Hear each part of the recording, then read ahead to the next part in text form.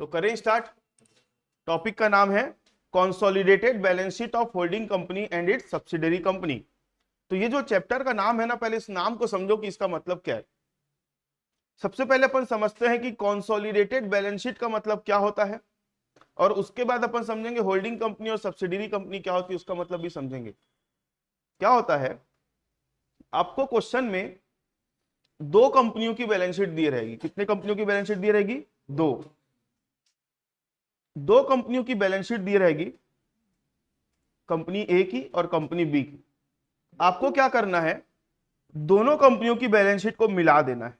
ऐसे जैसे मैंने मिला है वैसा नहीं, कैलकुलेशन करके मिलाना है। तो जो दो कंपनियों की बैलेंस शीट को जब हम मिला देते हैं ना, तो मिली हुई बैलेंस शीट को हम बोलते हैं कंसोलिडेटेड बैलेंस शीट। आ गई बात समझ में? इसको हिंदी में बोलते हैं समेकित चिट्ठा। दो कंपनियों की बैलेंस शीट को हम यहाँ पे जोड़ के दिखाते हैं। ठीक है, किसकी किसकी बैलेंस शीट? तो मैंने बोला दो कंपनियों की बैलेंस शीट। तो एक कंपनी आपको देखने को मिलेगी होल्डिंग कंपनी, और दूसरी कंपनी देखने को मिलेगी कौन सी? Subsidiary company. होल्डिंग कंपनी और दूसरी कौन सी मिलेगी? Subsidiary company. अब होल्डिंग कंपनी कौन होती है, सब्सिडरी कंपनी कौन होती है? ऐसी कंपनी जो दूसरी कंपनी के 51% से ज्यादा, 51% या उससे ज्यादा शेयर खरीद लेती है। तो जो खरीदने वाली कंपनी है उसको हम बोलते हैं होल्डिंग कंपनी, और जिस कंपनी का शेयर खरीदती है होल्डिंग कंपनी उसको अपन क्या बोलेंगे? Subsidiary company. बस इससे ज्यादा आपको और जानने की जरूरत नहीं है। जो कंपनी किसी कंपनी का 51% से ज्यादा शेयर खरीद लेती है, तो उस कंपनी को, जो खरीदने वाली कंपनी है, परचेसिंग कंपनी है, उसको अपन क्या बोलेंगे? Holding company. और जो बेचने वाली कंपनी जिसका शेयर खरीदा जा रहा है उसको अपन क्या बोलेंगे? Subsidiary company. तो हमको क्वेश्चन में इसकी बैलेंस शीट और इसकी बैलेंस शीट देखने को मिलेगी। दोनों की बैलेंस शीट को जोड़ के एक नई बैलेंस शीट बनाना है अपने को। उस बैलेंस शीट को हम क्या बोलते हैं? Consolidated balance sheet. इतनी बात क्लियर है आप लोगों को? आगे अब यहां पर दो छोटा छोटा कॉन्सेप्ट है, समझना पड़ेगा। अब देखो, होल्डिंग कंपनी को होल्डिंग बनने के लिए किसी और कंपनी का क्या करना पड़ेगा? 51% या उससे ज्यादा शेयर खरीदना पड़ेगा। लेकिन कोई भी कंपनी दूसरी कंपनी का 100% से ज्यादा शेयर खरीद सकती है भाई, उसके पास जितना रहेगा उतना ही तो खरीदेगी। फॉर एग्जाम्पल समझना, सब्सिडरी कंपनी के पास थे 1000 शेयर्स। ध्यान से समझो, सब्सिडरी कंपनी के पास थे कितने शेयर्स? 1000 शेयर। होल्डिंग कंपनी ने पूरे शेयर खरीद लिए सब्सिडरी कंपनी के। तो यहां पर मैं क्या बोल सकता हूं? 100% शेयर खरीद ली होल्डिंग कंपनी ने सब्सिडरी के। ठीक है। दूसरा, अगर होल्डिंग कंपनी ने सब्सिडरी कंपनी के 800 शेयर खरीदे, 1000 शेयर हैं उसके पास, लेकिन शेयर कितने खरीदे? 800। तो परसेंटेज वाइज अगर बात करूं तो मैं बोल सकता हूं होल्डिंग कंपनी ने सब्सिडरी के 80% शेयर खरीद लिए। तो यहां पर आपको दो कंडीशन देखने को मिलेगी कि होल्डिंग कंपनी ने पूरे 100% शेयर खरीदे हैं या फिर 100% से शेयर कम खरीदे। अगर होल्डिंग कंपनी ने सब्सिडरी कंपनी के 100% शेयर एक्वायर किए हैं, तो उस केस में माइनॉरिटी इंटरेस्ट नाम की कोई चीज नहीं देखने को मिलेगी। लेकिन अगर होल्डिंग कंपनी ने 100% से कम शेयर खरीदे, 100% से कम शेयर खरीदे, तो उस केस में जितना पोर्शन नहीं खरीदा है उस पोर्शन को हम बोलते हैं माइनॉरिटी इंटरेस्ट, और जितना पोर्शन खरीदा है उसको अपन बोलते हैं मेजॉरिटी इंटरेस्ट। जैसे कि डायग्राम से आप समझ पा रहे होंगे, होल्डिंग कंपनी अगर 100% शेयर खरीद लेगी तो माइनॉरिटी इंटरेस्ट नाम की कोई चीज नहीं होगी। जो होगा पूरा पूरा क्या होगा? मेजॉरिटी इंटरेस्ट होगा। क्या होगा?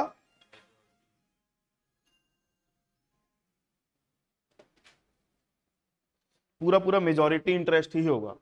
और अगर होल्डिंग कंपनी, मैंने एग्जांपल के लिए 75-25 लिखा है ना, वो 80-20 भी हो सकता है, 60-40 भी हो सकता है ना, 70-30 भी हो सकता है, डिपेंड करेगा क्वेश्चन के ऊपर। मैंने एग्जांपल के लिए कितना लिखा? हाँ हरमोहिनी, कितना लिखा है? 25 और 75। तो जो 25 नहीं खरीदा अपन उसको क्या बोलेंगे? माइनॉरिटी। और जो खरीदा हुआ है उसको क्या बोलेंगे? मेजॉरिटी। क्लियर है? अब ज्यादा दिमाग नहीं लगाते क्योंकि ये हमारी रिवीजन क्लास है ना। क्योंकि मैंने पूरा आप लोगों को इस चीज को डिटेल में बता दिया है, तो मैं तड़फड़ स्पीड में आप लोगों को पढ़ाते हुए निकलूंगा, है ना। तो आप लोगों को क्वेश्चन में दो बैलेंस शीट देखने को मिलेगी। अब क्वेश्चन बनाने के लिए आप लोगों को सबसे पहला काम, स्टेप बाय स्टेप चलना है अपने को, है ना। आप लोगों को क्वेश्चन बनाने के लिए स्टेप बाय स्टेप चलना है। तो ये जो नोट्स दिख रहा है ना, ये मैं स्टेप बाय स्टेप ही मैंने उसको लिखा हुआ है। तो सबसे पहले ये आप लोग एक मिनट देख लो, ये कंसोलिडेटेड बैलेंस शीट का फॉर्मेट है। कंसोलिडेटेड बैलेंस शीट का फॉर्मेट है। कंसोलिडेटेड बैलेंस शीट के फॉर्मेट को अगर आप देखते हो तो इसमें जो चीज हाईलाइटेड है ना वही समझने वाली है, बाकी कोई चीज तो बाकी नॉर्मल बैलेंस शीट का ही फॉर्मेट है। पेपर में क्वेश्चन आ सकता है कि कंसोलिडेटेड बैलेंस शीट के अंदर के जो आइटम है ना उसको एक्सप्लेन करो। तो जो एक्सप्लेन करने किसको बोलता है मालूम है? जो आइटम हाईलाइटेड है उन्हीं को एक्सप्लेन करने बोलता है, बाकी चीजों को थोड़ी बोलेगा एक्सप्लेन करने। वो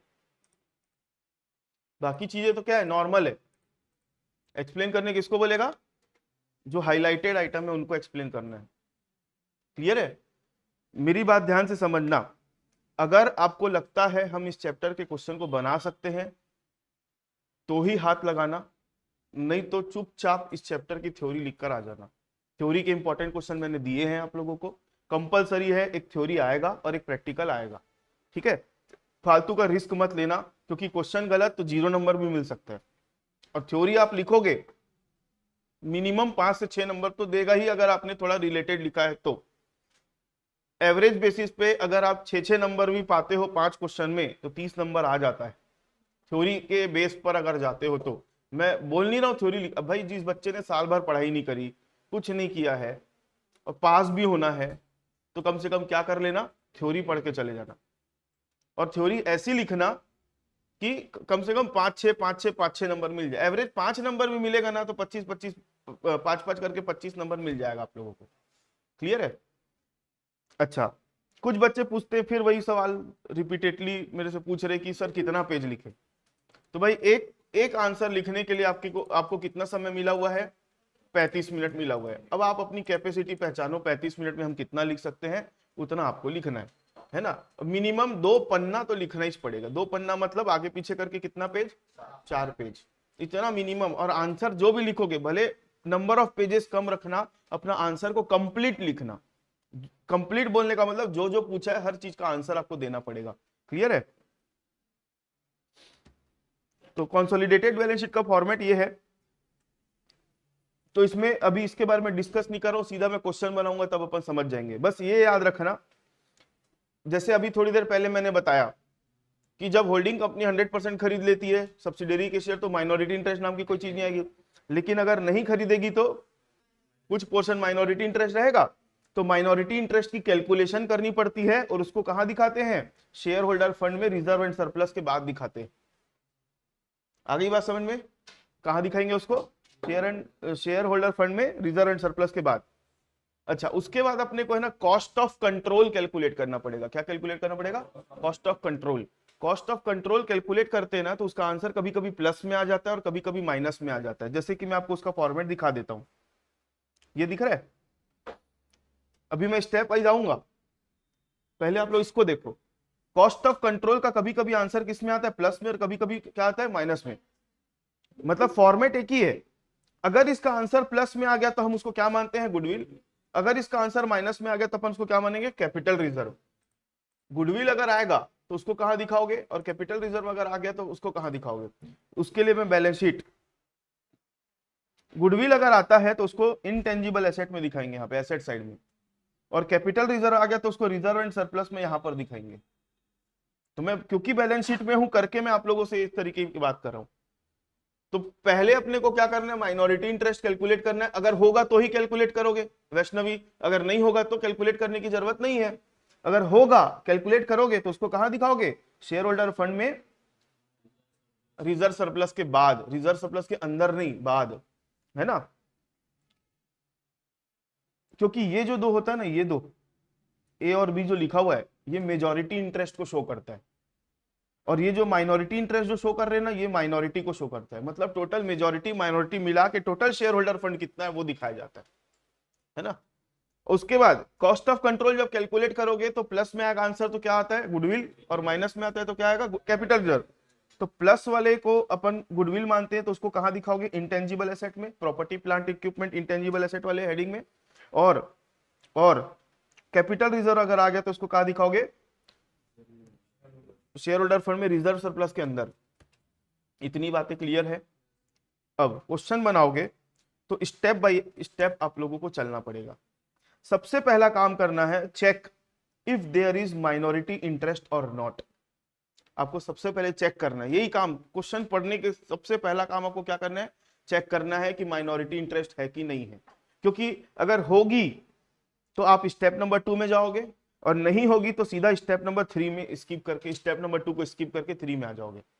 माइनॉरिटी इंटरेस्ट अगर होगी, माइनॉरिटी इंटरेस्ट अगर है तो स्टेप नंबर 2 में माइनॉरिटी इंटरेस्ट की क्या करनी पड़ेगी, कैलकुलेशन करनी पड़ेगी। तो कैलकुलेशन करने का ये फॉर्मेट है। मैं ये जो पढ़ा रहा हूं ना आप लोगों को, ये थ्योरेटिकली भी इंपॉर्टेंट है, मालूम है, शॉर्ट नोट आ जाता है, बोलेगा एक्सप्लेन माइनॉरिटी इंटरेस्ट, या इसकी कैलकुलेशन कैसे करते, 4-5 आइटम दे देगा, बोलेगा इसकी कैलकुलेशन कैसे करते बताओ।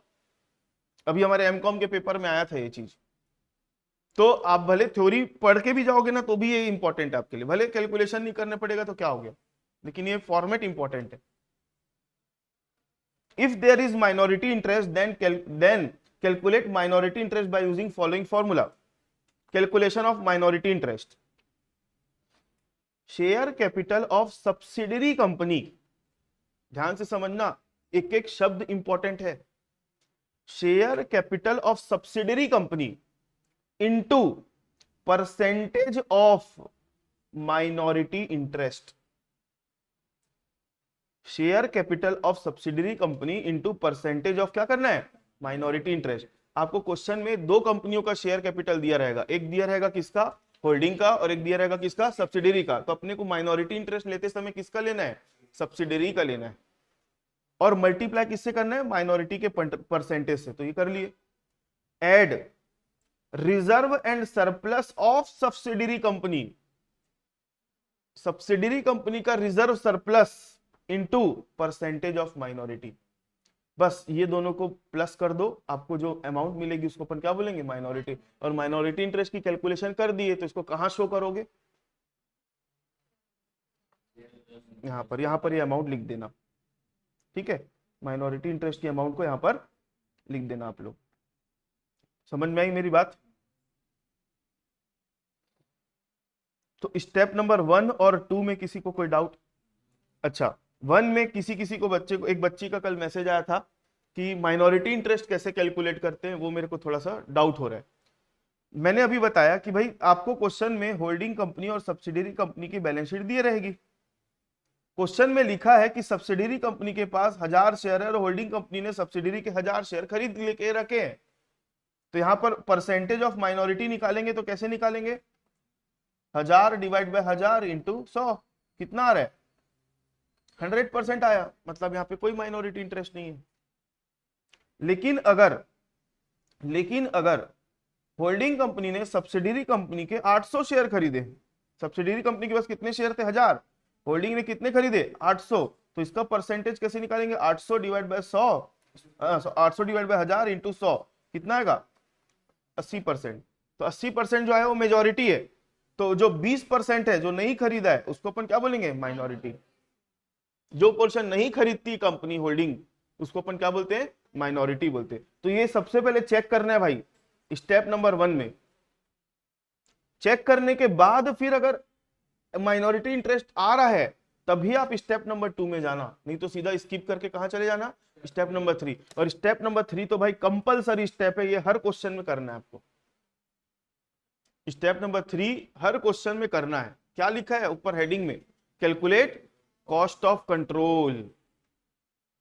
Cost of control, cost of control जो होता है एक कॉमन वर्ड है, इसके अंदर गुडविल भी आता है और इसके अंदर कैपिटल रिजर्व भी आता है।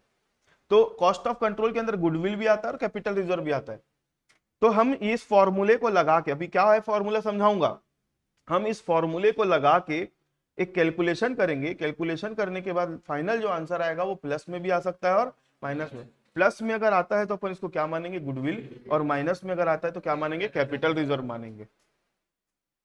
अब क्या बोलता है फॉर्मेट समझो, cost of investment by holding company, जो रेड कलर के पेन से लिखा हुआ है ना, वो हर चीज, एक एक चीज अगर आप देखो, क्या होता है मालूम है, पढ़ना समझ गए, पढ़ना सीख गए ना, तो आपके आधे से ज्यादा समस्या वहीं खत्म हो जाती है। आपके सारे सवालों का जवाब इसी फॉर्मेट में छुपा हुआ है अगर आप पढ़ने बैठोगे तो। नहीं तो डाउट पे डाउट पूछते जाओगे। Cost of investment by holding company in the share of subsidiary company, मतलब होल्डिंग कंपनी ने सब्सिडरी कंपनी के जो शेयर खरीदे ना, होल्डिंग कंपनी ने सब्सिडरी कंपनी के जो शेयर खरीदे उसकी कॉस्ट, तो उसको हम बोलते हैं इन्वेस्टमेंट, कि होल्डिंग कंपनी ने सब्सिडरी कंपनी में क्या किया, इन्वेस्टमेंट किया, तो उसको अपन बोलते हैं क्या, investment. Cost of investment by holding company in the share of subsidiary company. क्या लिखा है पढ़ो, ये होल्डिंग कंपनी की बैलेंस शीट के एसेट साइड में मिलेगा। अब और क्या लिख के बताऊं आपको, मतलब आप इसको खोजने जाओगे ना कहां मिलेगा, तो होल्डिंग कंपनी की बैलेंस शीट में जाना, एसेट साइड में मिल जाएगा। एक दिखाऊं इसकी झलक कहां मिलेगा, देख लो। ये इस तरीके का क्वेश्चन आएगा आपके सामने, ठीक है, विनोद और लता लिमिटेड वाला। होल्डिंग कंपनी, जो ये विनोद लिमिटेड है ना, ये होल्डिंग कंपनी है, और लता लिमिटेड क्या है, सब्सिडरी कंपनी है। तो मैंने बताया कॉस्ट ऑफ इन्वेस्टमेंट कहां मिलेगा, होल्डिंग कंपनी की बैलेंस शीट में। तो होल्डिंग कंपनी की बैलेंस शीट के कॉलम में आओ, एसेट साइड में, तो ये देखो दिखेगा यहाँ पे 10,000 शेयर इन लता लिमिटेड, इसकी कॉस्ट कितनी है, ये अमाउंट को अपने को वहां लेना है। आ गई बात समझ में, ये अमाउंट को उठा के अपने को वहां लेना है, इसको बोलते हैं cost of investment.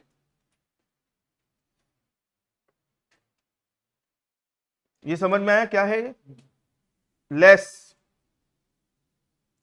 Less share capital of subsidiary company, share capital of subsidiary company, subsidiary company का share capital into percentage of majority, minority नहीं मेजॉरिटी, क्योंकि माइनॉरिटी वाला ऊपर ले चुके हैं, हम अभी क्या ले रहे हैं, कॉस्ट ऑफ कंट्रोल कैलकुलेट करें तो यहाँ पे मेजॉरिटी मेजॉरिटी वाली चीजें आएंगी।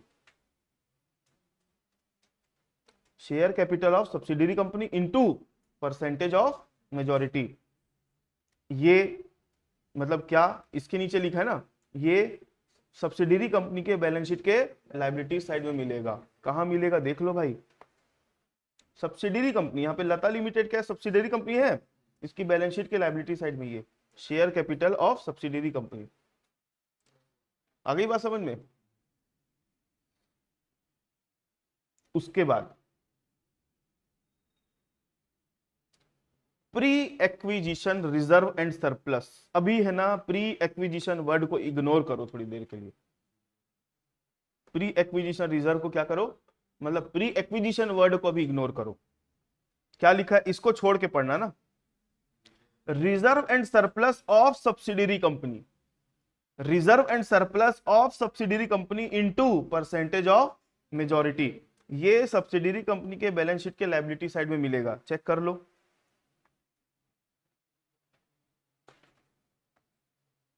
क्लियर है,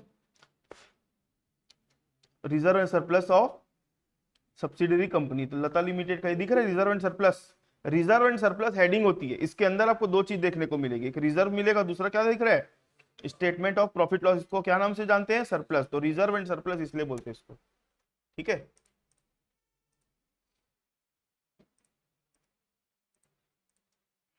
आगे, और उसको मल्टीप्लाई कहा किससे करना है, परसेंटेज ऑफ मेजॉरिटी से।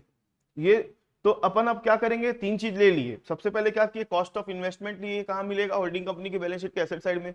Share capital of subsidiary company into percentage of majority interest, ये कहां मिलेगा, सब्सिडरी कंपनी की लायबिलिटी साइड में share capital. Reserve and surplus of subsidiary company into percentage of majority, ये भी कहां मिलेगा, सब्सिडरी कंपनी के बैलेंस शीट के लायबिलिटी साइड में। अब इसमें ये दोनों माइनस कर दो, माइनस करने के बाद प्लस में अगर आएगा तो उसको गुडविल बोलेंगे, और माइनस में आएगा तो उसको क्या बोलेंगे, कैपिटल रिजर्व। अच्छा, इसके पीछे का कॉन्सेप्ट है कि गुडविल क्यों बोलते हैं और कैपिटल रिजर्व क्यों बोलते हैं। क्या होता है, अगर मैं इसकी बात करूं, ये होल्डिंग कंपनी के पॉइंट ऑफ व्यू से सोचो, होल्डिंग कंपनी ने इतना पैसा दिया है सब्सिडरी कंपनी के शेयर को खरीदने के लिए, मतलब ये क्या है, होल्डिंग कंपनी ने इतना पैसा खर्च किया है सब्सिडरी कंपनी के शेयर को खरीदने के लिए। वो पहला पॉइंट बताता है कि इन्वेस्टमेंट को कितने में खरीदा, सब्सिडरी कंपनी के शेयर को कितने में खरीदा। और ये दोनों पॉइंट को मिला देंगे ना तो वो था कितने का। अगर कोई चीज मार्केट में 8 रुपए में बिक रही है, अगर आप उसको 10 में खरीदोगे तो महंगे में खरीदे कि सस्ते में खरीदे? कितना रुपया महंगे में खरीदे? 2 रुपए महंगे में खरीद लिए।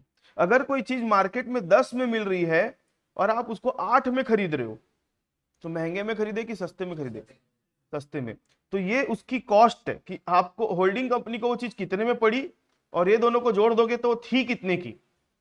तो ये दोनों का जो अपन कंपैरिजन करते हैं, तो जब कोई चीज आप महंगे में खरीद लोगे तो जितना महंगे में खरीदोगे तो अपन उसको बोलते हैं गुडविल। तो इसलिए आंसर प्लस में आएगा, चेक करना, मतलब ये ज्यादा रहेगा इससे तभी तो प्लस में आएगा, और ये वाला ज्यादा रहेगा इससे तो ये क्या आएगा? माइनस में। और अगर आप सस्ते में खरीद लिए मतलब आपको फायदा हुआ है। भाई महंगे में खरीदे मतलब नुकसान हुआ आपको, और सस्ते में खरीदे मतलब फायदा हुआ। तो फायदे को अपन कहां लेके जाते हैं? Capital reserve. और नुकसान अगर हुआ तो उसको क्या दिखाते हैं? गुडविल। तो आपसे फायदा नुकसान नहीं पूछेगा, एक लॉजिक बता रहा हूं पीछे का आप उसको। ठीक है, जो चीज अगर आप ज्यादा में खरीद लिए तो ज्यादा की चीज को अपन गुडविल मान लेते, और कम में खरीदे तो उतना पैसा को अपन क्या मान लेंगे? Capital reserve. तो कॉस्ट ऑफ कंट्रोल का फॉर्मेट याद आ गया? थ्योरी लिखने में भी पूछ देगा हाउ, कैसे कैलकुलेट करते कॉस्ट ऑफ कंट्रोल। नहीं बनाना प्रैक्टिकल, अगर इच्छा नहीं है बनाने की, ये तो लिख सकते हो कि इतना भी नहीं लिख पाओगे।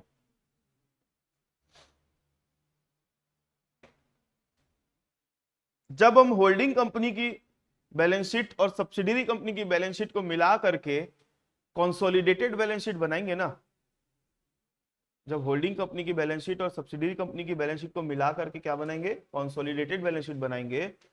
तो उस केस में ये तीन आइटम को कंसोलिडेटेड बैलेंस शीट में नहीं लेते हैं।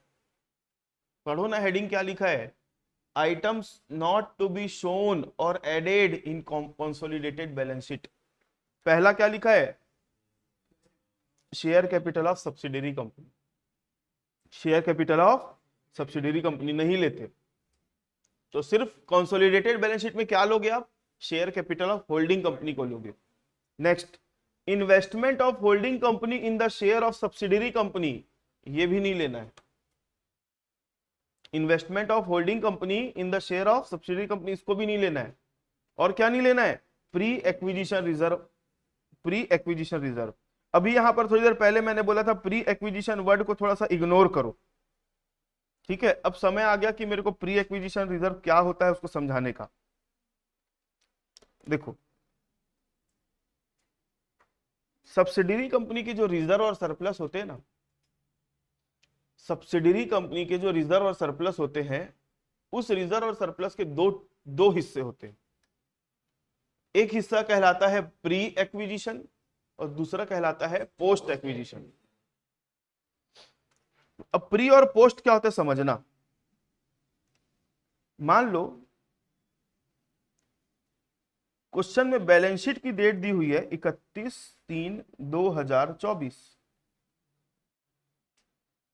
31/3/2024 जो बैलेंस शीट की डेट है। बैलेंस शीट की डेट क्या है? 31/3/2024। होल्डिंग कंपनी ने भी इसी डेट पर होल्डिंग कंपनी ने सब्सिडियरी कंपनी को एक्वायर कर लिया। कौन से डेट पर? बैलेंस शीट की डेट पर। बैलेंस शीट की डेट पर होल्डिंग कंपनी ने सब्सिडियरी कंपनी के शेयर को क्या कर लिया? एक्वायर कर लिया। एक्वायर मतलब खरीद लिया। तो इस केस में नो प्री और पोस्ट, कोई प्री पोस्ट नहीं होगा, कोई प्री पोस्ट नहीं होगा। ठीक है, लेकिन होल्डिंग कंपनी ने क्वेश्चन में दिया बैलेंस शीट, मान लो 31/3/2024, ये बैलेंस शीट की डेट है। होल्डिंग कंपनी ने सब्सिडियरी कंपनी को खरीदा है कब मालूम है? 1/10/2023। समझो, होल्डिंग कंपनी ने सब्सिडियरी को कब खरीदा? 1 अक्टूबर 2023 को खरीदा। और क्वेश्चन में बैलेंस शीट कौन से डेट की दी हुई है? 6 महीने बाद की दी हुई है। तो उस केस में जिस डेट को खरीदती है ना होल्डिंग कंपनी सब्सिडियरी को, उस डेट को बोलते हैं डेट ऑफ एक्विजिशन। उसको क्या बोलते हैं? Date of acquisition. तो अपने को क्या करना रहता है, क्वेश्चन में जो बैलेंस शीट के अंदर रिजर्व एंड सरप्लस दिया रहता है ना, रिजर्व एंड सरप्लस, भाई ये तो पूरे साल भर का है, तो रिजर्व एंड सरप्लस का हमको है ना प्री और पोस्ट निकालना पड़ता है। क्या निकालना पड़ता है? प्री और पोस्ट। डेट ऑफ एक्विजिशन के पहले के जितने रिजर्व होंगे उस सबको क्या बोलेंगे? प्री, और उसके बाद के जो भी होंगे उसको क्या बोलेंगे? पोस्ट। अगर होल्डिंग कंपनी ने बैलेंस शीट की डेट में ही सब्सिडियरी को खरीद लिया तो उस केस में प्री पोस्ट करने का जरूरत नहीं है। लेकिन होल्डिंग कंपनी की खरीदने की डेट पहले की है और सब्सिडियरी और बैलेंस शीट कब की दी है? बाद की दी हुई है। तो उस केस में डेट ऑफ एक्विजिशन के पहले वाला जो प्रॉफिट होगा उसको अपन क्या मानेंगे? प्री, और बाद वाले को क्या मानेंगे? पोस्ट। चलो एक क्वेश्चन देखते हैं, ये वाला, इसको पढ़ो ध्यान से,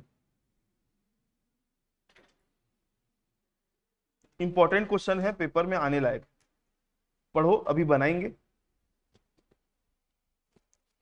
देखो आप लोग है ना नए नहीं हो, तो मैं एक जो अभी बताया रिकॉल कराने के लिए चीजें बता रहा था।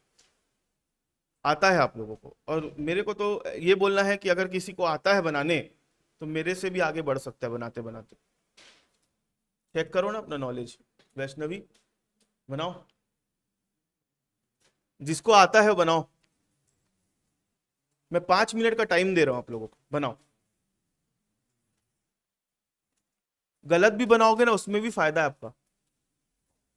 ऑनलाइन वालों जो बाद में देख रहे होंगे उन लोग भी सुनो मेरी बात। अगर आपको ये क्वेश्चन आता है बनाने, इतना ही है क्वेश्चन, इतना ही है। अगर आपको आता है बनाने तो एक बार ट्राई करो। सही बन गया तो बहुत अच्छी बात है, गलत हो गया तो उससे भी अच्छी बात है। क्योंकि गलत हो गया उसके बाद मैं बताऊंगा ना जब इस क्वेश्चन को सही, तो आपको समझ में आएगा कि आप कहाँ गलती कर रहे थे और बनता कैसे है। ट्राई करो, 5 मिनट का टाइम दिया मैंने।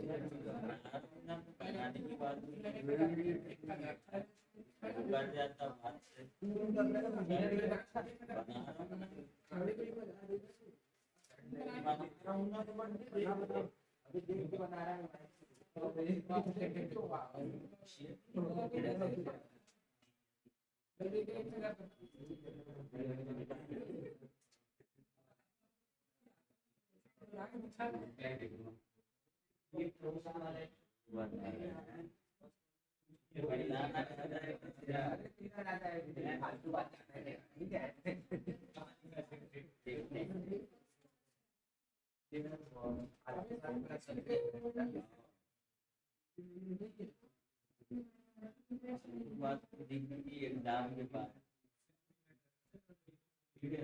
और कितना चिल्लाता है समझ आए। ठीक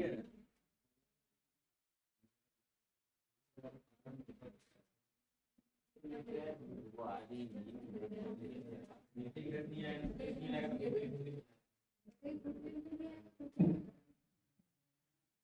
हो गया बना कि बताऊं?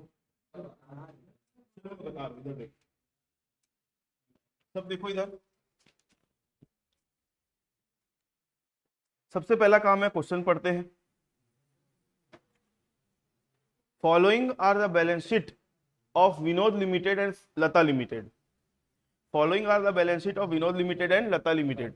ध्यान रखना कि भले यहाँ पे विनोद और लता लिमिटेड लिखा है, यहां पर ये लिखा है कि कौन सी होल्डिंग है, कौन सी सब्सिडरी है, वो आगे पता चलेगा, है ना।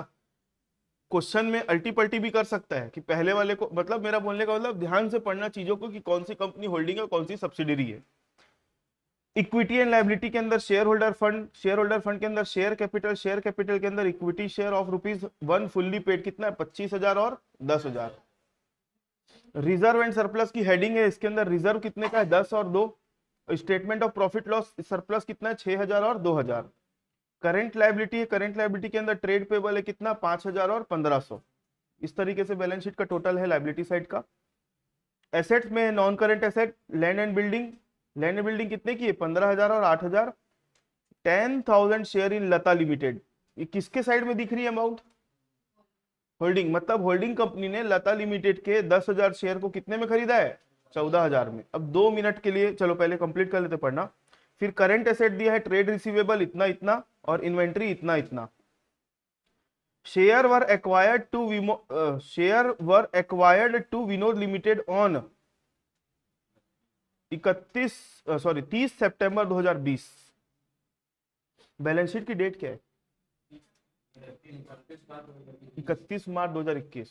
और विनोद लिमिटेड ने लता लिमिटेड के शेयर को कब खरीदा है, 30 सितंबर 2020। तो प्री पोस्ट वाला लफड़ा होगा, होगा, क्योंकि बैलेंस शीट की डेट के पहले खरीद लिया है। आगे, Lata limited transferred ₹1,000 from profit loss to reserve on 31 मार्च 2021। 31 मार्च 2021 को लता लिमिटेड ने 1,000 रुपए प्रॉफिट लॉस प्रॉफिट ट्रांसफर किया, कहां पर, रिजर्व में। कब, 31 मार्च 2021 को। Prepare consolidated balance sheet. अच्छा सुनो मेरी बात, स्टेप बाय स्टेप, कोई हड़बड़ी नहीं है, पहले सीखो कैसे बनाना है। शेयर कितने का है, 1 रुपए का।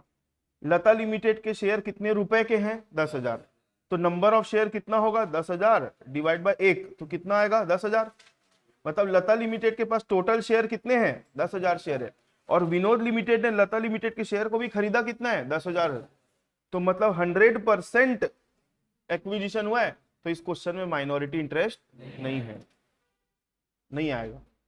नोट बना के लिख देना, इतनी बात समझ में आई, माइनॉरिटी इंटरेस्ट नहीं आएगा क्योंकि 100% एक्विजिशन हुआ है। अब आगे, तो स्टेप नंबर 1 हमारा हो गया। अब स्टेप नंबर 2 में जाएंगे क्या, माइनॉरिटी इंटरेस्ट ही नहीं है तो कैलकुलेट भी नहीं करेंगे। अब स्टेप नंबर 3 में आ जाएंगे। स्टेप नंबर 3 में आओगे ना तो क्या कैलकुलेट करना पड़ता है, cost of control. Cost of control calculate करते तो सबसे पहले क्या लेते हैं, cost of investment of holding company in the share of subsidiary company लेते हैं। तो अमाउंट कितनी दिखेगी आपको, 14,000 रुपए, 14,000 रुपए। अब ओरली बताने से अच्छा है कि इसको मैं बताता हूं। एक चीज हमेशा याद रखना, सुनो इधर। स्टेप नंबर 1, स्टेप नंबर 1, यहां लिखोगे सिंस होल्डिंग कंपनी, मतलब Vinod limited,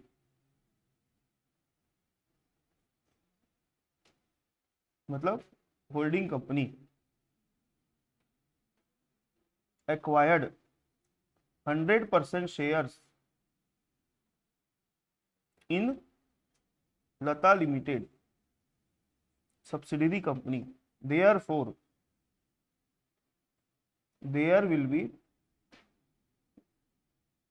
no minority interest। समझ में आ गया। अब स्टेप नंबर 2 स्किप कर दो,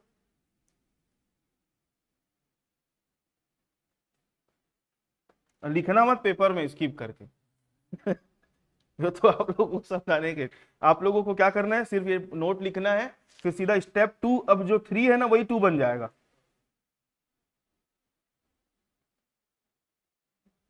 calculation of cost of control. क्या कैलकुलेट करेंगे हम? Cost of control. देखो कैलकुलेट तो कर लेंगे, सिंपल सी बात है, पहले आपको फॉर्मेट पता होना चाहिए, फिर फॉर्मेट के अंदर जो जो चीजों की कैलकुलेशन करनी है उसको अपने को खोजना है। तो मेरे को तो याद है, आप लोगों को याद है? जीतू याद है आपको? चलो लिखते हैं। सबसे पहले इन्वेस्टमेंट ऑफ, यहां पर कॉस्ट ऑफ वर्ड आएगा, cost of investment of Vinod limited in the shares of Lata limited. कितना रुपए है? ये तो दिया हुआ है, मैंने फॉर्मेट अभी दिखाया था तो रेड पेन से लिखा भी था। ये कहां मिलेगा? होल्डिंग कंपनी के बैलेंस शीट के एसेट साइड पे देखने को मिलेगा। इसको उठा के लिखना रहता है, कोई कैलकुलेशन नहीं करते इसमें। Less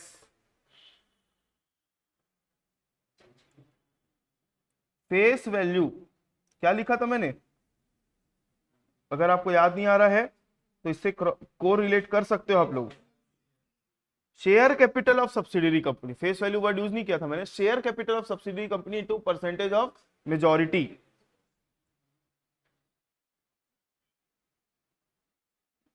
share capital of subsidiary company into percentage of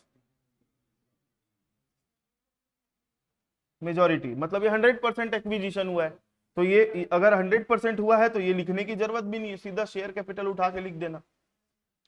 तो कितने का था शेयर कैपिटल अपना? 10,000 इंटू 100% कर दो। ये ऐसा करने से क्या होता है कि हम एक स्टैंडर्ड मेथड चलाते, नहीं समझे? मतलब एक हमारा काम करने का तरीका एक ही जैसा रहता है। तो अभी 100% है तो 100% लिख देना, कभी 80 रहेगा तो 80 लिख देना, 10,000। अब बहुत इंपॉर्टेंट पॉइंट क्या था? Pre acquisition reserve and surplus of subsidiary company into percentage of majority. तो परसेंटेज ऑफ मेजॉरिटी तो 100% है, टेंशन वाली बात नहीं है। Pre acquisition reserve and surplus of subsidiary company मतलब लता लिमिटेड। नाम लिख देना, मेरे अब दिमाग में होल्डिंग सब्सिडी चल रहा है तो इसलिए विनोद को मैं यहां पर एच लिमिटेड लिख देता हूं, ठीक है? आप लोग पेपर में नाम लिखना उसका, इनटू परसेंटेज ऑफ मेजॉरिटी। ध्यान से समझो, मैंने यहां पे रिजर्व सरप्लस नहीं लिखा है, मैंने क्या वर्ड यूज किया है? Pre acquisition. प्री एक्विजिशन किसको बोलते हैं? डेट ऑफ एक्विजिशन के पहले के रिजर्व सरप्लस। और पोस्ट किसको बोलते हैं? डेट ऑफ एक्विजिशन के बाद के। तो एक मिनट आप लोग आ जाओ इधर, क्वेश्चन में आ जाओ सब। देखो बैलेंस शीट की डेट क्या है? 31 मार्च 2021। Reserve and surplus of subsidiary company के रिजर्व सरप्लस की पोजीशन देखो, 31 मार्च 2021 को 2000 और 2000 दिख रहे हैं। टोटल कितना है? 4000 है, ठीक है। और इसने होल्डिंग कंपनी ने सब्सिडरी के शेयर को कब खरीदा है? 30 सितंबर 2020 को खरीदा है। फिर आगे एक लाइन लिखी है कि लता लिमिटेड ट्रांसफर करी थी 1000 from profit to reserve and surplus on 31 March 2021।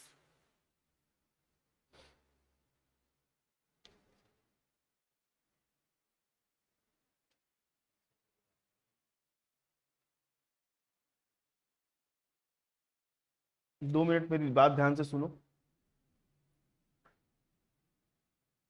April 2020, 31 March 2021। Balance sheet कौन सी डेट की दी हुई है? इस डेट की है। इस डेट में रिजर्व और सरप्लस कितना कितना दिया है बैलेंस शीट में? 2000 दिया हुआ है। कौन सी डेट में दिया है? 31 मार्च 2021 की डेट में दिया हुआ है। और होल्डिंग कंपनी ने सब्सिडरी कंपनी के शेयर को खरीदा कब है?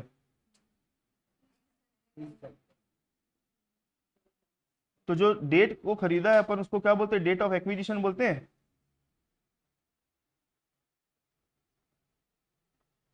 डेट ऑफ एक्विजिशन बोलते हैं इसको।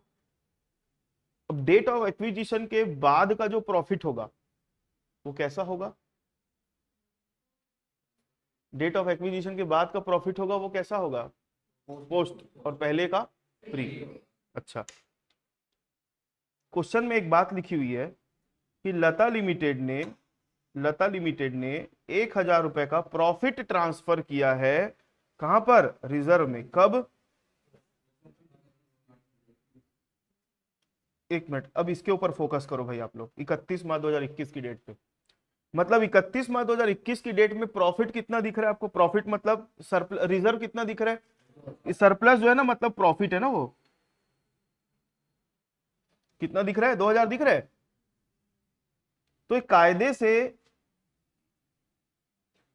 समझना मेरी बात को ना, मैं इसको मिटा रहा हूं 2 मिनट के लिए। ये कितना रहा होगा और ये कितना रहा होगा?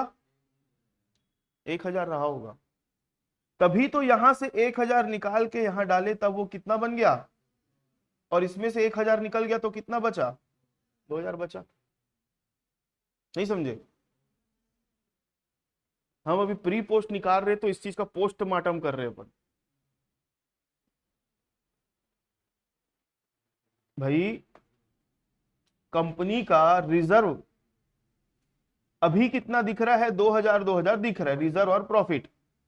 फिर क्वेश्चन में एक बात लिखी हुई है कि कंपनी ने क्या किया था, सब्सिडरी कंपनी ने क्या किया था कि 1,000 रुपए का प्रॉफिट ट्रांसफर किया था, कहां पर? रिजर्व में। और कौन सी डेट में ट्रांसफर किया था? 31 मार्च को। 3,000 रहा होगा और ये 1,000 रहा होगा, इसीलिए 3,000 में से निकल के 1,000 यहां गया, तो ये बन गया कितना? 2,000। और ये 1,000 निकल गया तो यहां से कितना बच गया? 2,000 बच गया। तो मेरा बोलने का मतलब ये है,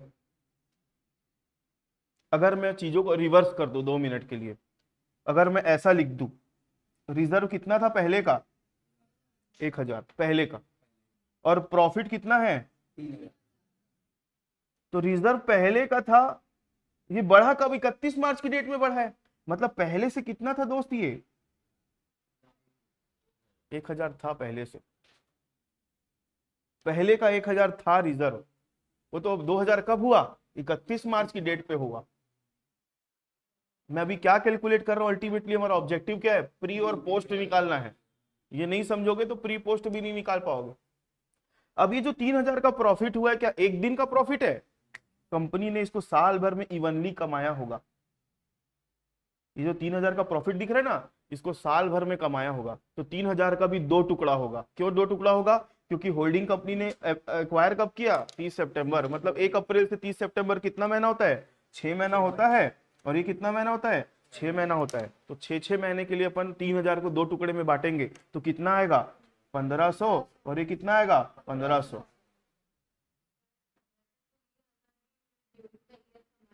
कौन सा? नहीं, वो पहले का ही है।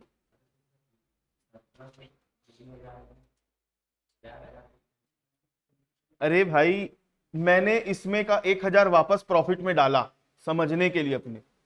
तो प्रॉफिट जो है टोटल कंपनी ने कितना रुपए कमाया है? 3,000 कमाया है साल भर में। और रिजर्व जो था पहले का 1,000 था, तो वो पहले का ही रहेगा।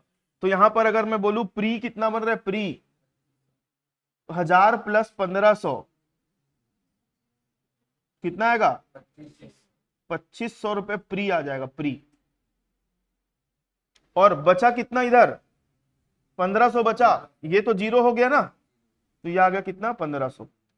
तो ये देखो 2,500 और 1,500 दोनों को जोड़ोगे तो कितना आएगा? 4,000 आएगा। तो उसने 2,000 करके जोड़ोगे तो भी कितना थे? 4। मतलब हमको प्री और पोस्ट के हिसाब से उसको देखना है। मेरे हिसाब से समझ में आ गया होगा कि डाउट है अभी भी?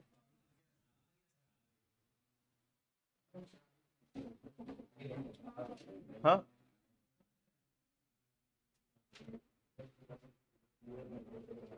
दो मिनट सोचना उसको, है ना।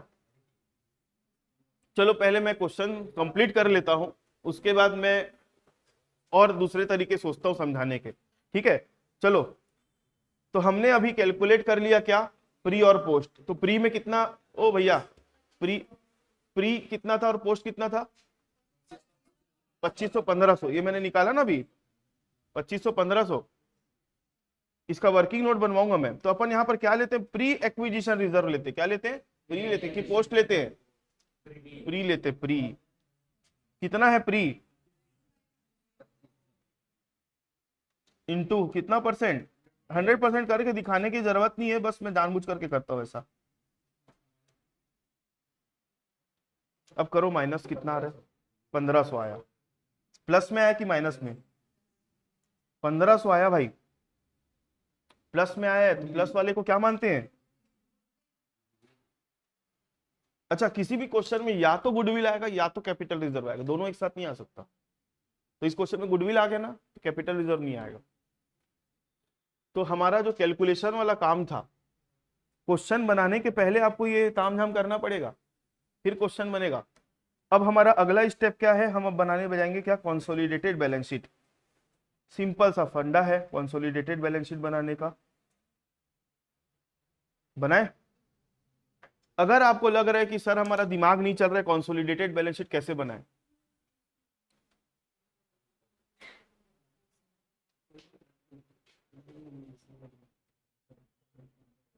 अगर हमारा दिमाग नहीं चल रहा है कंसोलिडेटेड बैलेंस शीट कैसे बनाए, तो क्वेश्चन जो दिया हुआ है ना, क्वेश्चन दिख रहा है, क्वेश्चन दिख रहा है, इसके फॉर्मेट को एज इट इज कॉपी कर दो, एज इट इज कॉपी कर दो। बस अमाउंट का कॉलम कितना बनाना, एक, ज्यादा दिमाग मत लगाना। क्वेश्चन जैसा दिख रहा है एज इट इज कॉपी कर दो, करें।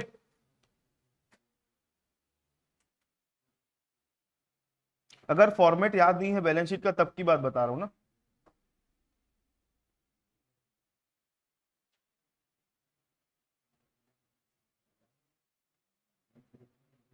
अभी जो क्वेश्चन बना रहे वो इंपॉर्टेंट है कि नहीं है। अभी एम कॉम फर्स्ट सेमेस्टर में यही क्वेश्चन आया था, M Com first semester Ravishankar university के पेपर में आया था ये question.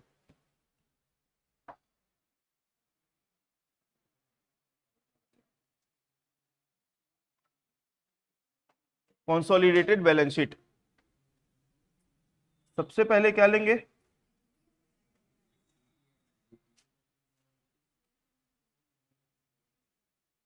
Equity and liability.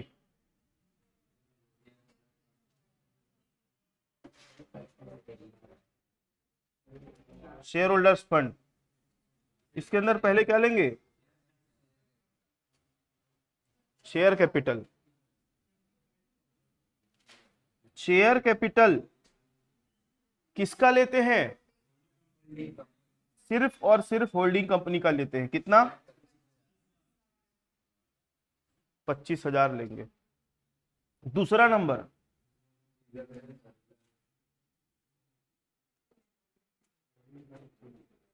Reserve and surplus, इसको थोड़ी देर के लिए होल्ड कर दो, मैं इसका कैलकुलेशन बताऊंगा। रिजर्व एंड सरप्लस के बाद माइनॉरिटी इंटरेस्ट तो था नहीं, वो आएगा नहीं। इसके बाद सेकंड नंबर पर क्या ले लोगे, क्वेश्चन देखते जाओ, क्वेश्चन में सारी चीजें लिखी है। करंट लायबिलिटी लिखो, कितना है, trade payables, non current liability ये है नहीं। तीसरा, करंट लायबिलिटी कितना है, इसके अंदर लिखोगे trade payables,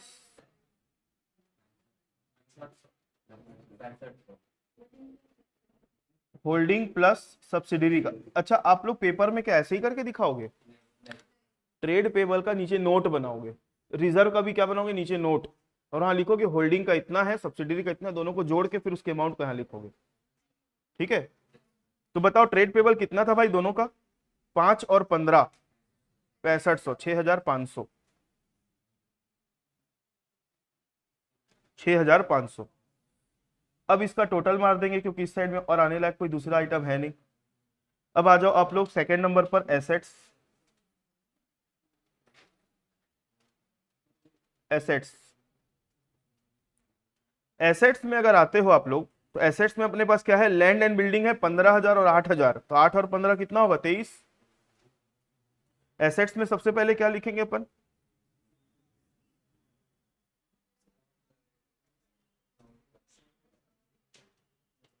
non current asset, non current asset के अंदर हमारे पास क्या है, property plant and equipment and intangible assets, ये इतना लंबा नाम है इसका, property plant and equipment and intangible assets. ठीक है, इसके अंदर अपने पास टेंजिबल,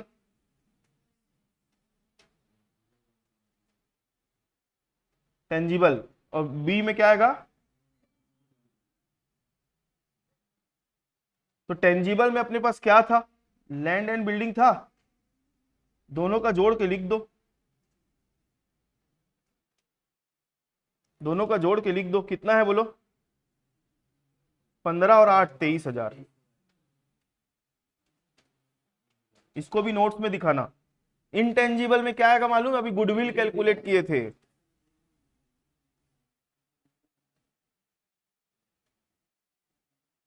कितना रुपए था गुडविल, 1500। उसके बाद हमारे पास क्या है भाई, करंट एसेट। करंट एसेट में दो आइटम है, ट्रेड रिसीवेबल और इन्वेंट्री, दोनों को जोड़ जोड़ के दिखा दो।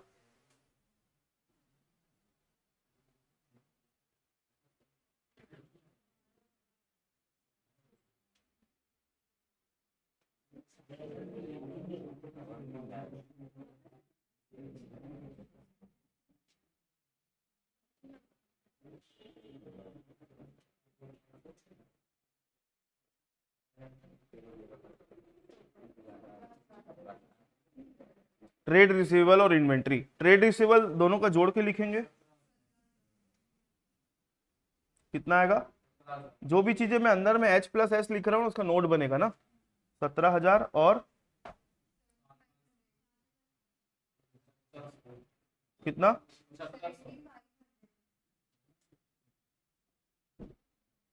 देखो एसेट साइड का टोटल तो लगा सकते हो क्योंकि कोई आइटम छूटा है यहाँ पे, गुडविल ले लिए ना दीदी, 49,000 आया। अब सुनो मेरी बात, दिमाग नहीं लगाना है तो यहाँ 49,000 लिखो, बैलेंसिंग फिगर रिजर्व सरप्लस में डाल देना। लेकिन ऐसा नहीं करना है, शॉर्टकट है भाई, समय बचेगा और कैलकुलेशन मिस्टेक नहीं करोगे, लेकिन क्रॉस चेक करना है तो रिजर्व सरप्लस निकालेंगे अभी अपन। सुनो, हाँ देखो इधर,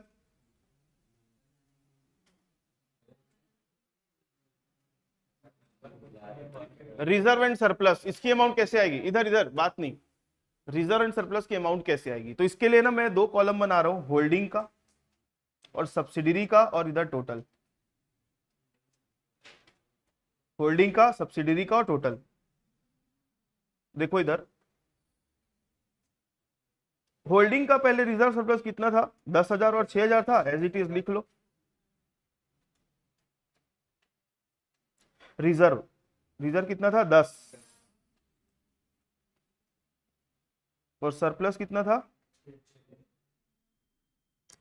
इधर सुनना मेरी बात, कॉस्ट ऑफ कंट्रोल की जब हम बात कर रहे थे तो मैंने रिजर्व और सरप्लस को दो टुकड़े में बांटा है, रिजर्व सरप्लस को कितने टुकड़े में बांटा है, दो। प्री वाला हम कहां लेके बैठ चुके हैं,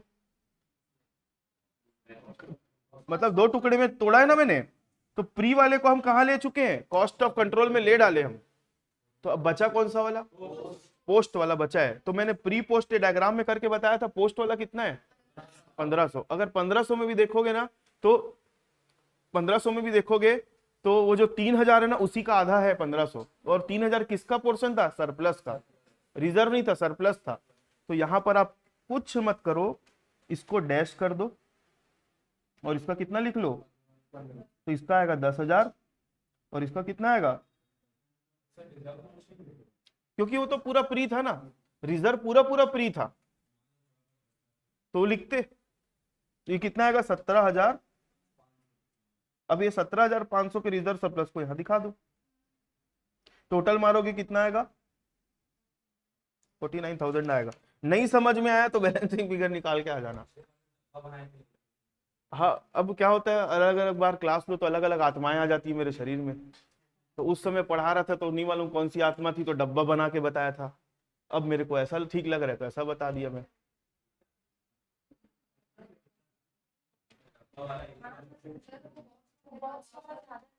बात क्या होता है कि हम जैसे समझे हैं ना पहली बार से, तो अब आप लोग सुनो मेरी बात, ये सारी रिकॉर्डिंग रेगुलर क्लास की तो आपके पास है ऐप में, तो आप लोगों को उसमें देख सकते हो, कोई दिक्कत नहीं है ना, पूरा डला हुआ है, आप लोग उसमें भी देख सकते हो अगर आप लोगों को ये तरीका समझ में नहीं आया तो। बाकी मेरे को नहीं लगता इससे ज्यादा इजी और क्या होगा। ये क्वेश्चन इंपॉर्टेंट है, पेपर में जाओगे बनाकर आना है, छूटना नहीं चाहिए। मालूम नहीं मेरे को। हाँ ये बोल सकता हूँ कि ये क्वेश्चन एम कॉम के भी फर्स्ट सेमेस्टर के पेपर में आया था।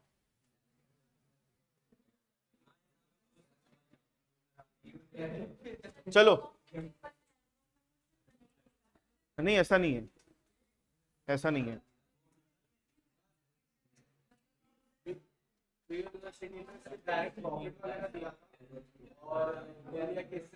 भाई। प्री यूनिवर्सिटी का अगर मैं बोलूँ ना, कॉलेज का नाम नहीं लूंगा, बात नहीं ना, प्री यूनिवर्सिटी एग्जाम हुए ना अभी कॉलेज के, मैं किसी पर्टिकुलर कॉलेज का नाम नहीं ले रहा हूँ, ऐसे ऐसे क्वेश्चन डाल के दे रहे हैं जो सिलेबस में नहीं है। बीईपी का क्वेश्चन डाल रहे हैं यार, कॉस्ट के पेपर, बीईपी सिलेबस से हट गया है, उसका क्वेश्चन डाल रहे हैं। तो प्री यूनिवर्सिटी कुछ भी कर रहे हैं उन लोग। चलो छोड़ो, और आप लोग इस क्वेश्चन को देखो सब लोग। हाँ बोलो।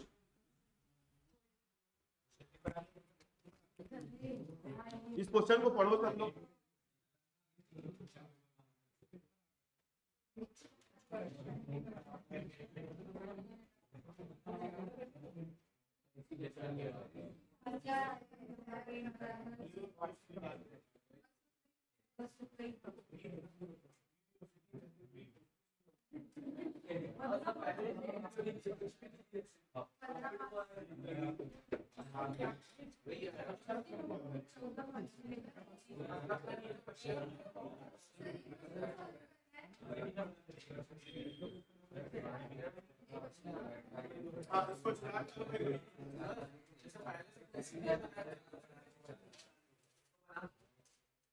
पहले से गुडविल दी हो तो होल्डिंग की गुडविल है ना भाई, इसको छोड़ोगे थोड़ी, वो उसमें ऐड कर देना नई गुडविल, अगर आती है तो जोड़ के लिख देना।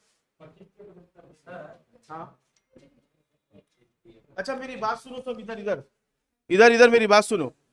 अभी जो क्वेश्चन बनाए थे उसमें रिजर्व और सरप्लस की अमाउंट प्लस में थी, मतलब प्रॉफिट था, और यहाँ पर क्या दिख रहा है आपको, मतलब लॉस है। कैलकुलेशन पूरा वही होगा, जहां जहां जो अमाउंट लेते हैं उसको प्लस के बदले क्या कर लेना, माइनस में ले लेना, आंसर वही आएगा घुमा फिरा के। एक बार अपना दिमाग लगाओ ना।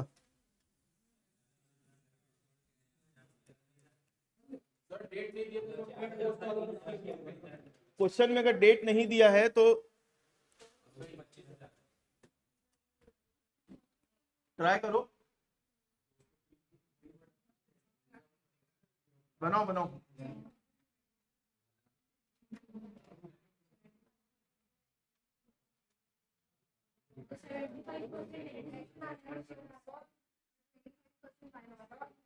ठीक है ना, बनाओ क्वेश्चन। हाँ बोलिए। हाँ वो डायग्राम नहीं बनाना है, वो कैलकुलेट करके दिखाना है, डायग्राम नहीं बनता।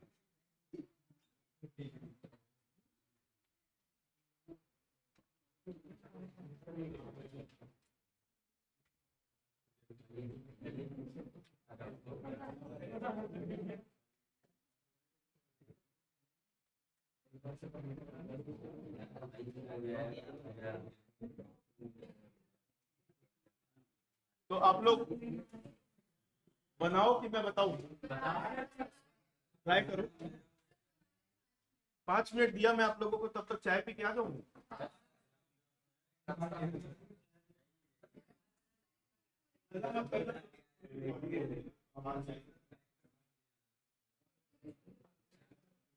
दो तीन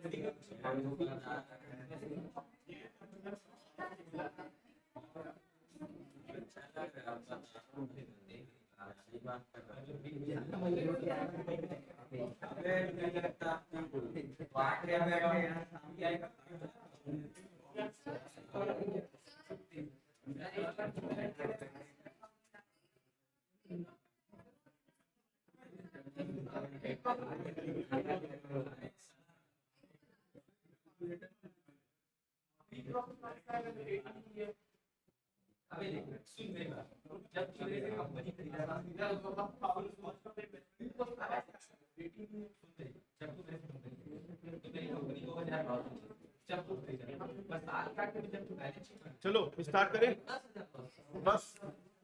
ओ ज्ञानी भैया, सब इधर देखो, मैं बता रहा हूं, करें स्टार्ट। इधर अरुण, सोनू, ओ भाई लोग चलो अब मैं स्टार्ट कर रहा हूं, सब इधर देखो, कोई नहीं बनाएगा, सब इधर देखो। The balance sheet of B Limited and its subsidiary S Limited, sorry R Limited and its subsidiary S Limited are given below। दो कंपनियां हैं, एक R Limited है, दूसरी S Limited है। तो यहाँ पे R Limited क्या है, होल्डिंग, और इसकी सब्सिडरी क्या, S Limited। Equity liability share holder fund, share capital 10 रुपए का एक शेयर है, इसका 1 लाख और इसका कितना 40। तो नंबर ऑफ शेयर कितने आएंगे, इसको डिवाइड बाय 10 करो तो कितना आएगा, 4000 आएगा।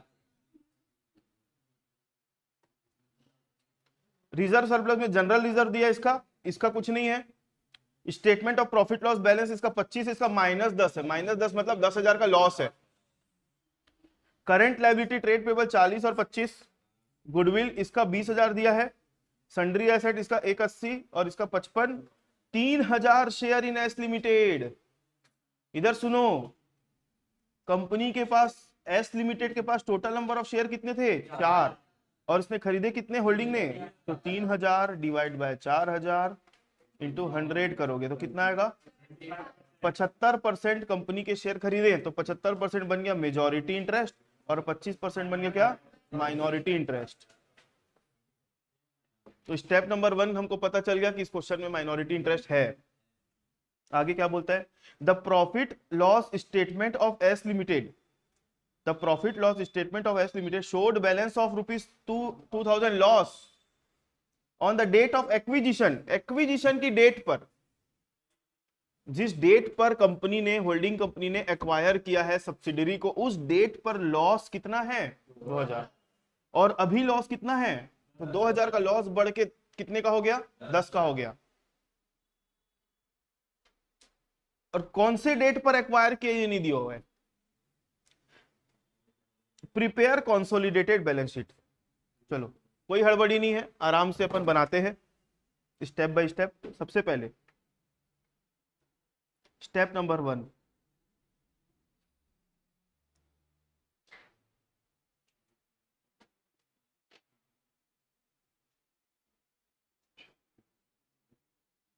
Total number of shares of subsidiary company. 4000 share है, ये कैसे आया, 40,000 divide by 10, total number of,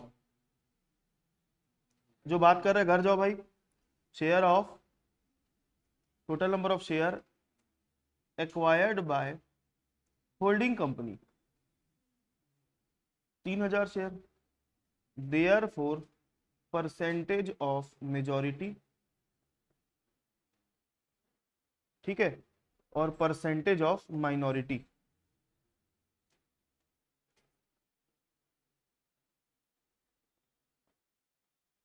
percentage of majority कितना आएगा, 3000।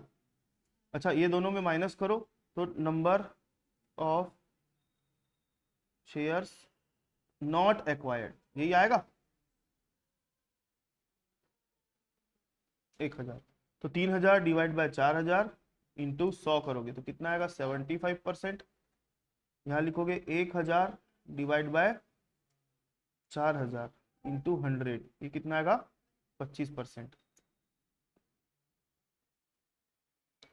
Step number 1। तो माइनॉरिटी इंटरेस्ट है इस क्वेश्चन में। अब इस क्वेश्चन में क्योंकि माइनॉरिटी इंटरेस्ट है तो हम क्या करेंगे, स्टेप नंबर 2 में जाएंगे। Calculation of minority interest. कैसे कैलकुलेट करते हैं, इसके लिए अपने को वो फॉर्मेट मैंने बताया था। सबसे पहले लेते हैं share capital of subsidiary company. क्या लेते हैं, share capital of subsidiary company into percentage of minority. लिख लो,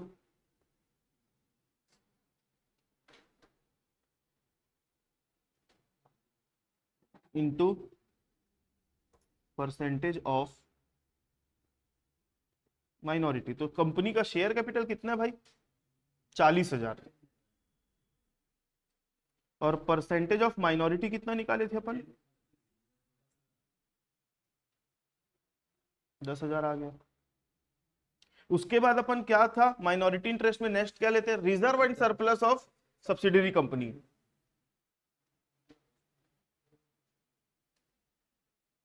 इनटू परसेंटेज ऑफ माइनॉरिटी। तो कितना है इसका रिजर्व सरप्लस, माइनस में, तो माइनस में उठा लो, क्या दिक्कत है। मैं क्या बोला, प्लस में रहे कि माइनस में रहे, अपने को क्या करना है, इंटू 25। कितना आएगा, 2500 लॉस।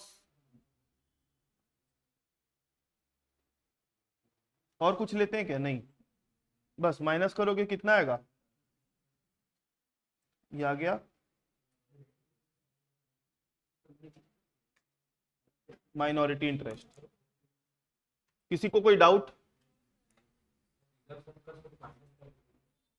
हाँ नहीं, इसमें प्लस करते हैं ना भाई, ये लॉस है करके माइनस कर रहे हो।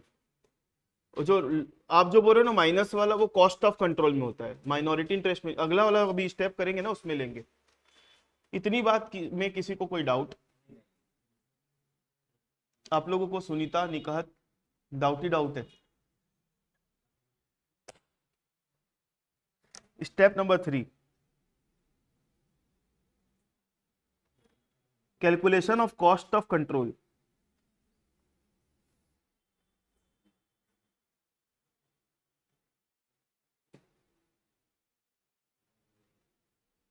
Calculation of cost of control.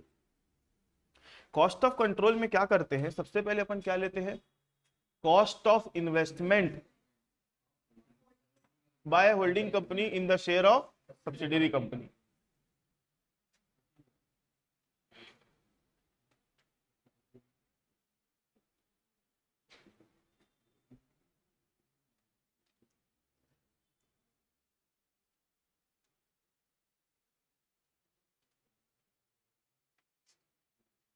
कितने रुपए का शेयर एक्वायर करके रखा है भाई इसने, ये दिख रहा है कितना रुपए लिखा है, 25,000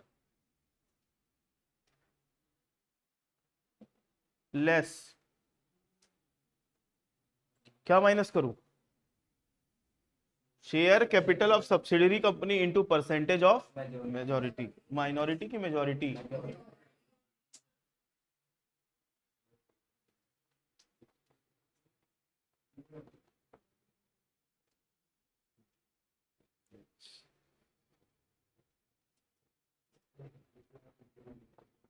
परसेंटेज ऑफ मेजॉरिटी। तो सब्सिडरी कंपनी का शेयर कैपिटल कितना था भाई, 40,000 इंटू 75,000, 75%, सॉरी 30,000 आया। अब लेस, ध्यान से समझना है, यहाँ पे लेस है, ये प्लस माइनस में गड़बड़ी करोगे आप लोग यहाँ पे।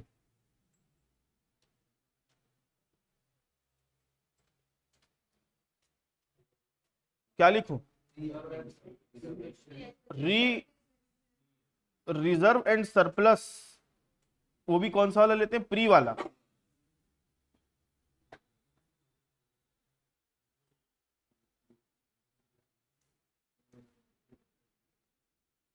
इंटू परसेंटेज ऑफ, सुनो इधर मेरी बात, अब क्या करना है, अब वापस से एक पोस्टमार्टम करते हैं अपन। पोस्टमार्टम मतलब आप लोग उसको गलत सेंस में मत लेना, मतलब उस चीज को अपन डिटेल में देख रहे हैं।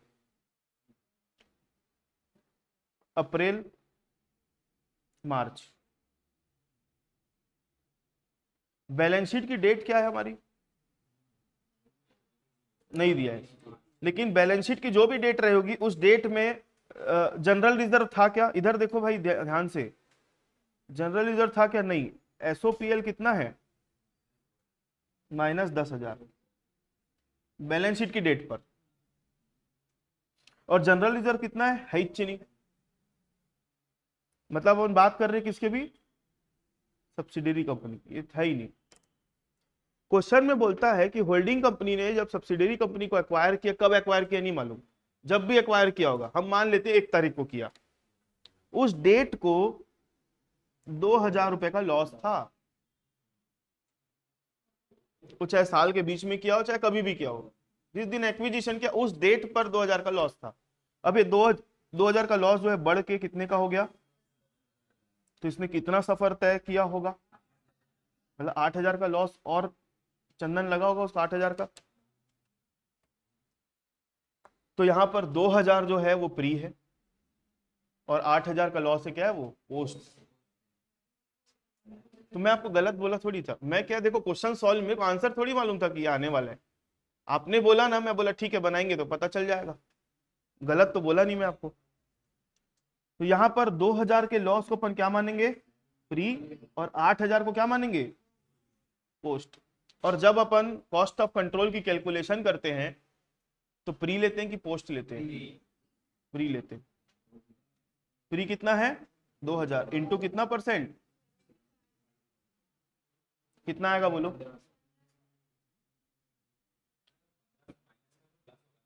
इसको अपन माइनस करते, माइनस माइनस करते नॉर्मली, है ना, लेकिन यहां पर लॉस खुद है तो लॉस क्या हो जाएगा, प्लस हो जाएगा।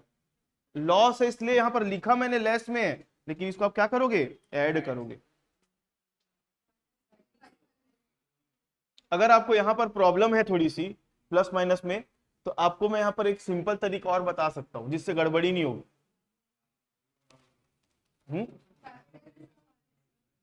हाँ वो तो आएगा, पहले ही पता चल, वही पता चल गया कैपिटल रिजर्व आएगा।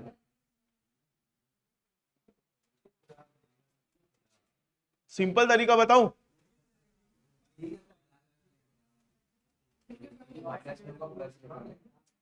प्रॉफिट अगर है ना वो माइनस होगा, लॉस होगा प्लस होगा, ऐसा याद रख लेना।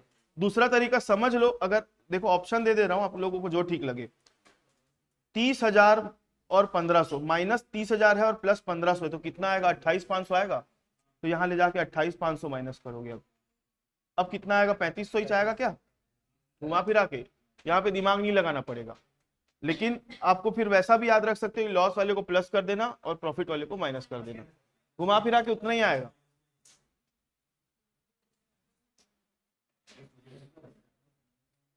तो ये जो है अपन इसको क्या बोलेंगे,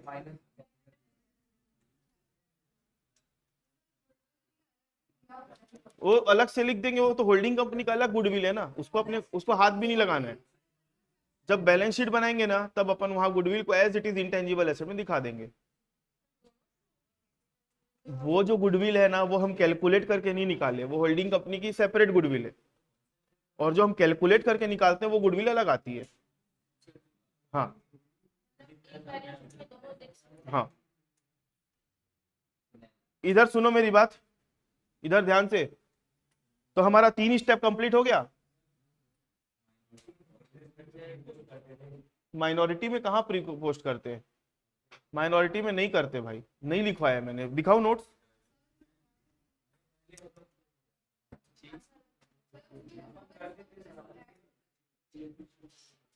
पूरा लिया है मैंने, ठीक है। मैं क्या बोला, मैं सुनो मेरी बात, इधर इधर सुनो मेरी बात, मैं क्या बोल रहा हूं, मैं जब आप लोगों को फर्स्ट टाइम पढ़ाया था रेगुलर बैच में तो उस समय मेरे अंदर दूसरी आत्मा चल रही थी। अरे वही आएगा भाई आंसर, आंसर का मैथ्स का है, यहाँ पर कोई कॉर्पोरेट के रूल नहीं चल रहे, मैथ्स है। माइनॉरिटी में प्री पोस्ट दोनों लेते हैं। आगे बढ़े, चलो अब बैलेंस शीट बनाएंगे।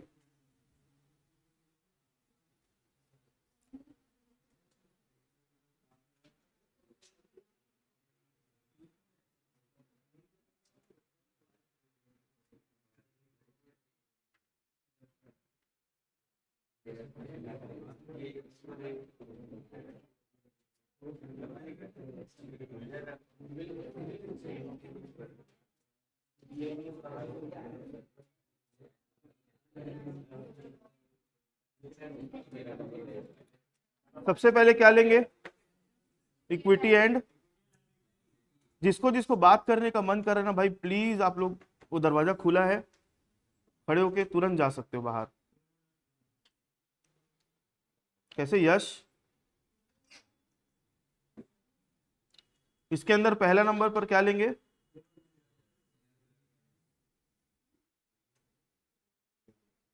Share holders fund. इसके अंदर फिर क्या लेंगे अपन, शेयर कैपिटल। किसका लेते हैं, केवल और केवल, कितना आएगा, अरे नहीं समझ में आएगा कुछ, कम से कम कॉन्सोलिडेटेड बैलेंस शीट का फॉर्मेट लिख करके जो जो अमाउंट में कैलकुलेशन नहीं करते उसको जोड़ के तो दिखा सकते हो, 2-3 नंबर तो मिलेगा कम से कम। 23 पा रहे होंगे, 24 हो जाएगा, 25 हो जाएगा, पास तो हो जाओगे, सफली तो नहीं लगेगा। अगर नहीं चाह रहा है कुछ भी, तब की बात बता रहा हूं भाई, मरता क्या ना करता।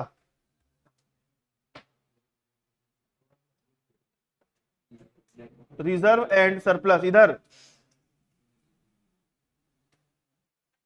Reserve and surplus.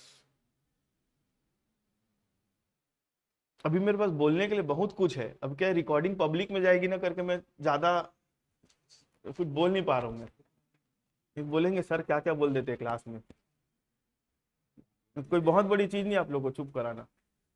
Reserve and surplus, इसको मैंने क्या करके रखा है, होल्ड। होल्डिंग कंपनी का होल्ड नहीं है ना, होल्ड मतलब थोड़ी देर के बाद कराऊंगा इसको।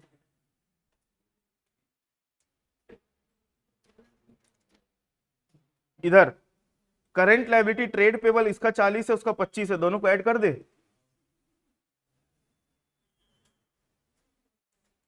Non current liability,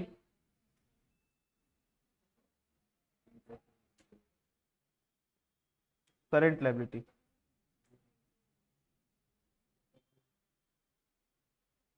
holding plus subsidiary, कितना कितना है बोलो।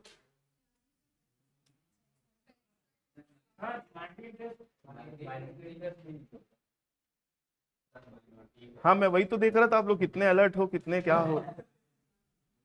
इसके बाद क्या लेंगे,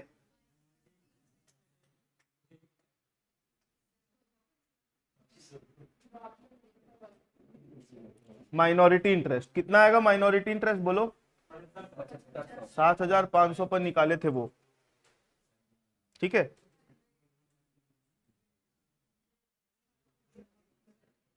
इस इधर का और कुछ बचा क्या,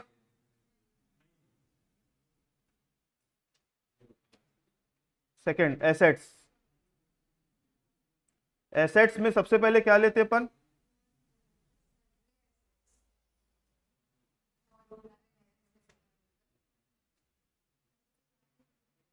अब इधर अगर आप देखते हो ध्यान से थोड़ा सा, एसेट्स में गुडविल दिया है, सन्ड्री एसेट दिया है। सन्ड्री एसेट में ये नहीं बताया नॉन करंट कितना है, करंट कितना है। सन्ड्री का मतलब है विविध, मतलब पूरे एसेट इसमें इंक्लूड है, करंट वरेंट सब।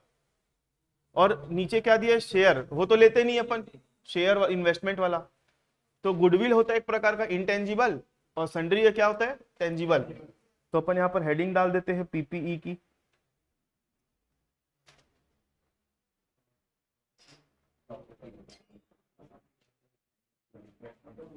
And intangible assets.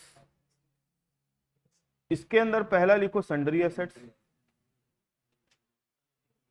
कितना है बोलो,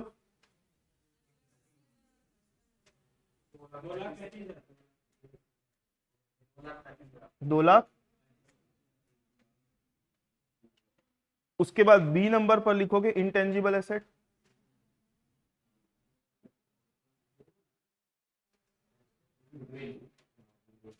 कितना रुपए था, 20,000। और कुछ है लेने लायक, नहीं। आप इधर का टोटल मारो,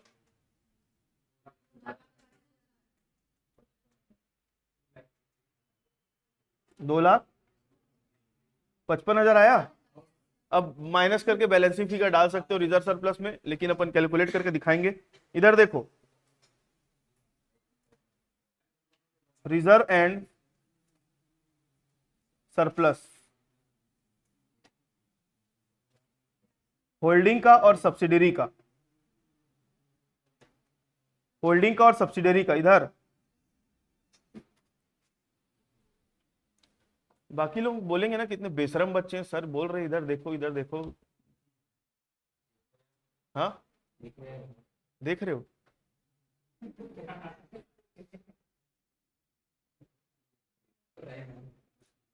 टोटल क्या क्या है बोलो अपने पास। जनरल रिजर्व है 60,000 और उधर कुछ नहीं अपने पास ना।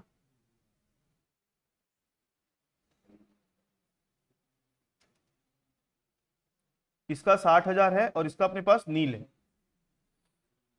इतनी बात समझ में आई। दूसरा, उसके बाद क्या है अपने पास नेक्स्ट में, एसओपीएल का बैलेंस है कितना, 25,000।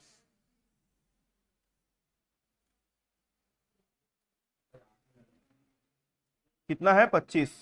इसका तो लेंगे नहीं। अभी अपन कैलकुलेट किए क्या, सुनो, अभी अपन क्या कैलकुलेट किए, कैपिटल रिजर्व। ये भी लोगे कितना, 35।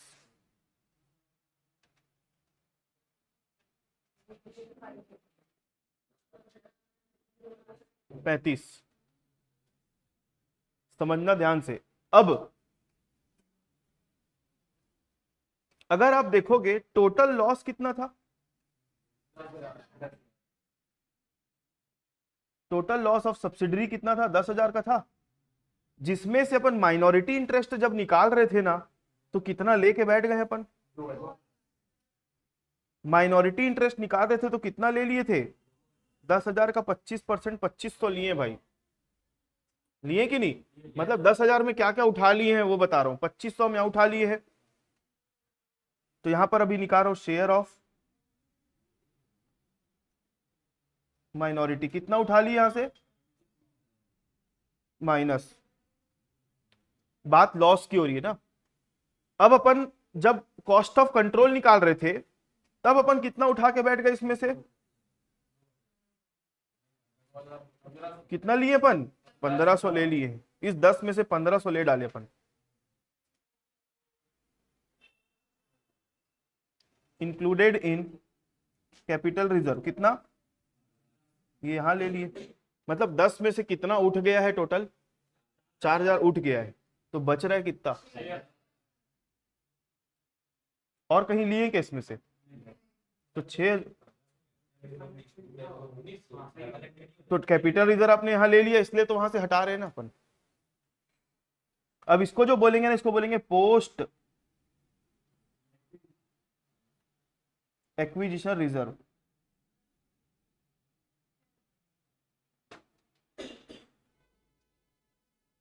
Of subsidiary company. कितना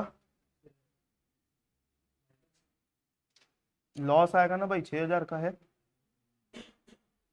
अब आएगा यहाँ पे 60, यहाँ आएगा 25, यहाँ आएगा 35, और यहाँ 6,000 रुपये दिखाओगे माइनस, कितना आ रहा है बोलो। हाँ 82,500। अब ये 82,500 कहाँ लिखेंगे,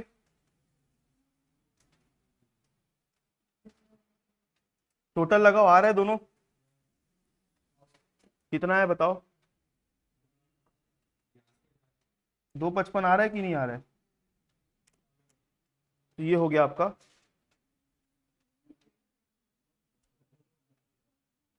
क्लियर है, हो गया।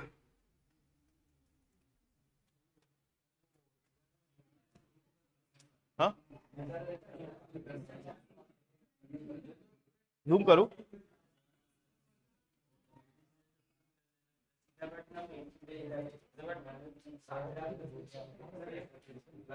कुछ डाउट है क्या अभी भी, बोलो सोनू। क्या दिया है, मैं कुछ गलत कर दिया क्या,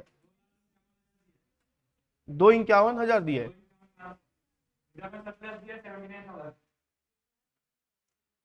2,51,500 दिया है। एक मिनट दिखाओ, नहीं उसका मत दिखाओ मेरे को, मेरे को 1 मिनट रुक जाओ।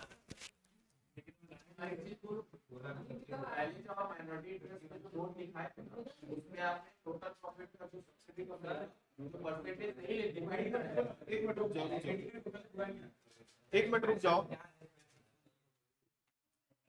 एक मिनट मेरे को चेक कर लेने दो, कोई गलती तो नहीं हो गई है मेरे से।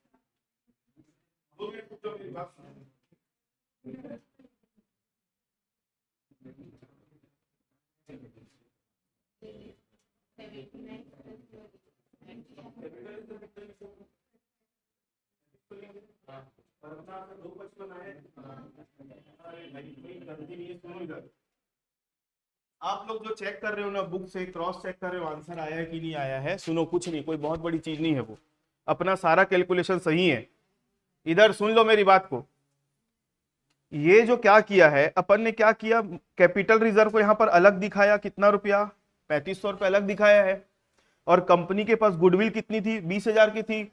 तो उसने क्या किया है, सुन लो मेरी बात, रिजर्व सरप्लस में कैपिटल रिजर्व को ना दिखा करके गुडविल में माइनस कर दिया है। प्रेजेंटेशन के चेंज के कारण आंसर में फर्क आया है, बाकी कैलकुलेशन में कहीं कोई गलती नहीं है। समझे मेरी बात को? और आप लोग चाहते हो तो 2 मिनट मेरे को समय दो, एस पर आपके बुक में कर देता हूं। सुन लो, इधर देखो, यहां पर इसको काट दो, इसको काट दो। अब बताओ इसका कितना आएगा, इसको टोटल मारो, 60,000 प्लस 25,000 प्लस, सॉरी पहले सही था, कैपिटल रिजर्व काटना है, कैपिटल रिजर्व काटना है, इसको काट दो। अब कितना आएगा बोलो? हाँ, इसका टोटल कितना आता है? 79,000 आया। अब वो जो कैपिटल रिजर्व हम दिखा रहे हैं ना, तो यहां पर जो गुडविल लिखे थे ना अपन इंटेंजिबल एसेट में, तो ये गुडविल को 20,000 ना लिखकर इसमें माइनस कर दो। क्या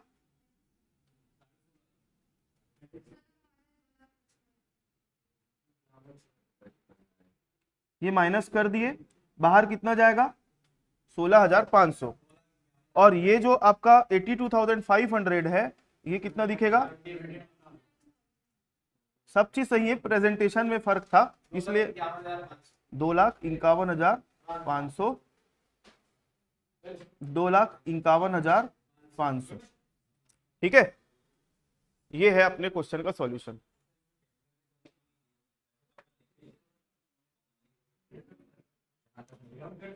अब सुनो मेरी बात, इधर ये क्वेश्चन जो दिख रहा है ना, ये आप लोगों का होमवर्क रहेगा, और कंसोलिडेटेड बैलेंस शीट से और 2-4 क्वेश्चन मैं आप लोगों को और दूंगा, उतना आप लोग बना लेना, और फिर अपन अब थोड़ी देर के बाद नया टॉपिक में एंट्री करेंगे। ठीक है।